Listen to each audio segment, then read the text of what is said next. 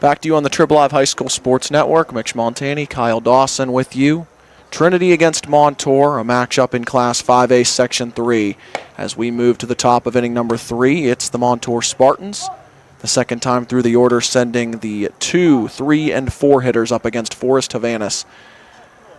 Here in the top of the third inning, the score 1-0 in favor of Montour. Montour with that run back in the top half of the first inning off the RBI base on balls from DJ Fleck to score Gannon Catalesic.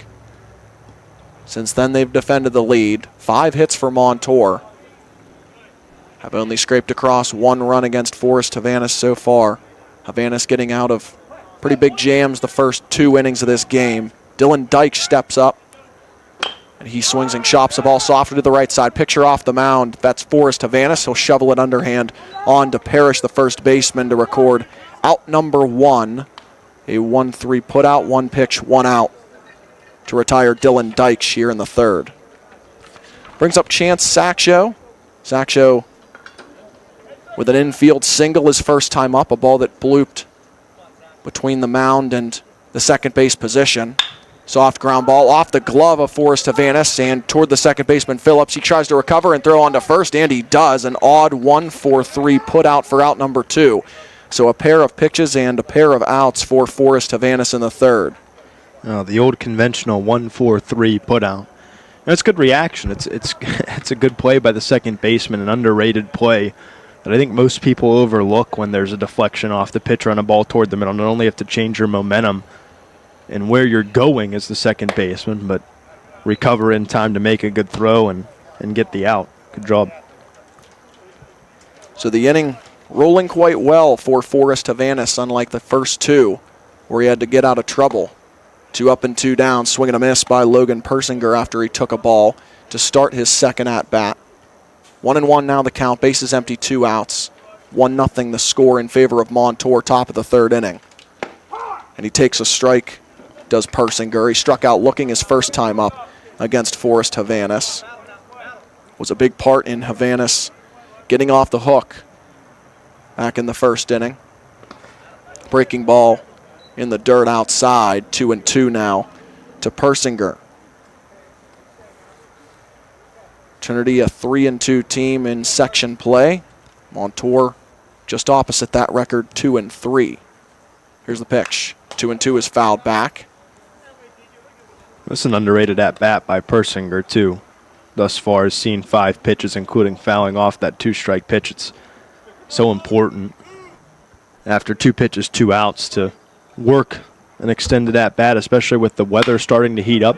And he pounds a single into the left center field gap. Maybe he'll try for 2. He will. He'll round first and head toward second. A little bit of a ball that rolled in the left center field gap. It's eventually Brent Kurtz, the center fielder, who winds up with it in the left center gap and flails it back toward the infield, but not before Logan Persinger is into second base with a 2-out double. Well, there's case in point how quickly this turf plays when a ball gets on the ground. That was struck well by Persinger, but because the outfielders take a little bit of a tough route to it, it's able to roll a little bit and allow Persinger to leg out a double instead of just a single. Brings up DJ Fleck, and he flails a ball fouling out of play off to the right, just to the right of the fence. Parrish, the first baseman, giving chase for Trinity. But DJ Fleck will have the chance to bat with a runner in scoring position. Once again, has the lone RBI in this ball game, occurred back in the top of the first inning off an RBI walk to score Gannon Catalesic. Chop to the left side, foul. It's now 0-2 as DJ Fleck falls behind Havanas. Already 6 hits piled up by the Montour Spartans. 3 runs, or 3 hits I should say, in the first inning. 2 hits in the second. Now a hit here with 2 outs in the third. They've gotten on base against Havanas, but have only been able to muster a run. Breaking ball just outside, 1-2. That's a good pitch by Havanas. I find myself, even at these high school games, because of how neutral we are, being a pitcher myself, that kind of pitches, that gets a little bit of excitement as that one's fouled off. That's just a great pitch. He doesn't get the call there, but good 2-strike location for sure. DJ Fleck fouled one off there, still 1-2. Proud alumnus of Plum, Kyle Dawson. Swing and a miss at a pitch in the dirt by DJ Fleck for strike 3. And that is strikeout number 1, or rather 2 on the day for Forrest Havanis. And he's able to wiggle off the hook as a runner was stranded in scoring position once again. No runs in the inning on a hit, no errors, and a man left on base. We'll keep it here on the TribLive High School Sports Network, the Carlo inning. Kyle Dawson. Yes, sir. Let's go through the Trib 10. These are on our website, and keep in mind, I find myself trying to explain this every time we go do our Carlo Minute Live. Is what I usually go after is the Trib 10, especially later in the week. But these top 10 rankings are for baseball and softball, regardless of classification. So if Trinity was in Class 1A, just for example, to try and explain things, it wouldn't matter if they're the number 1 team in the district. It'll be the number 1 team in the Trib 10 rankings. West Allegheny is in Class 5A, Section 3, is number 1 in baseball this week. Bethel Park, number 2. Pine Richland, 3. Penn Trafford, 4. Franklin Regional, 5. Shenango into the rankings at 6. Hopewell into the rankings at 7. Seneca Valley down a spot to number 8 from 7 last week. Blackhawk down a spot from number 8 last week to number 9 this week. And into the rankings, Greensburg-Salem. 4 teams left the Trib 10 baseball rankings from this past week. Moon, Neshannock, North Allegheny, Peters Township all out. In softball, Greater Latrobe 1, Mount Pleasant 2, North Allegheny 3, Bethel Park 4, 5 is Seneca Valley, 6 Knock, 7 Avonworth, 8 Hay Hillers, Trinity. Stays at number 8 in the Trib 10 softball rankings this week. Penn Trafford at 9, Hampton at 10. Nobody out from the softball rankings last week. They just mix up a little bit. That concludes your Carlo Minute here on the TribLive High School Sports Network. 7, 8, and 9 men due up for the Trinity Hillers as we move to the bottom of inning number 3. 1-0 the score in favor of Montour. Gannon Kadalesic back out there. Has not allowed a base runner yet. He delivers a strike to Nathan Feccio, the right fielder of the Trinity Hillers. Retired 3 men on balls put in play in the first inning. Struck out the side in the second, did Kadalesic. Delivers a pitch outside here, 1-1.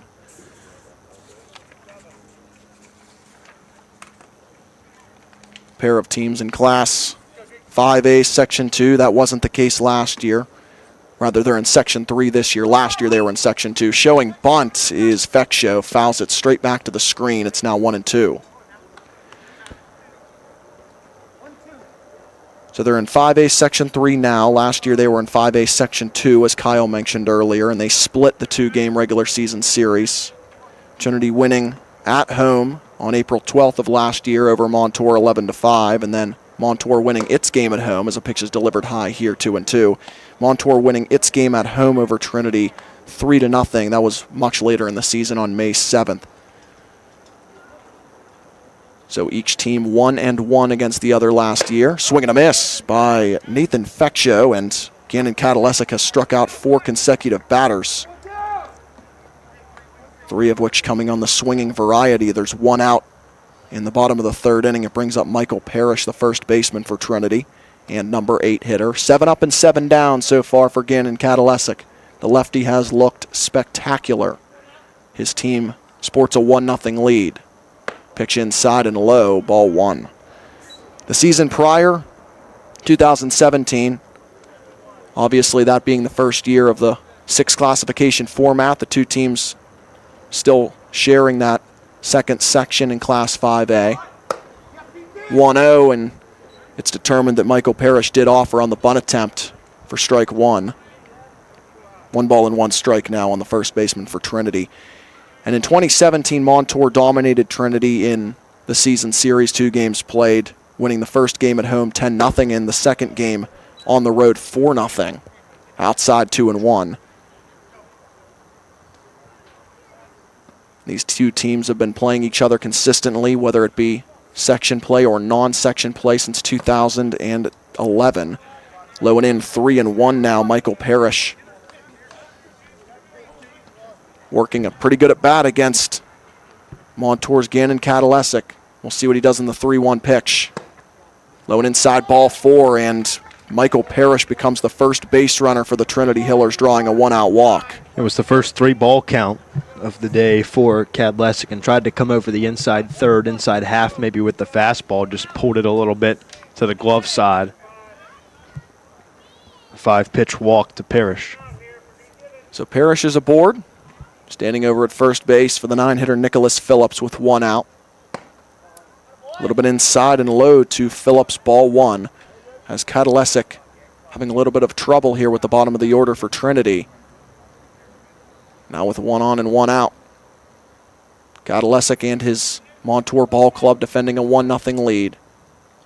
Showing bunt is Phillips, pulling it back and taking a pitch that deflects off the glove of Lukovic, the catcher, into the backstop. On the wild pitch, it allows Michael Parrish to move up to second base and into scoring position for Nicholas Phillips, who will now in all likelihood no longer have to sacrifice Parrish to second base because he's already there. So Parrish stands on second with a 2-0 count now on Phillips. The wind and the delivery.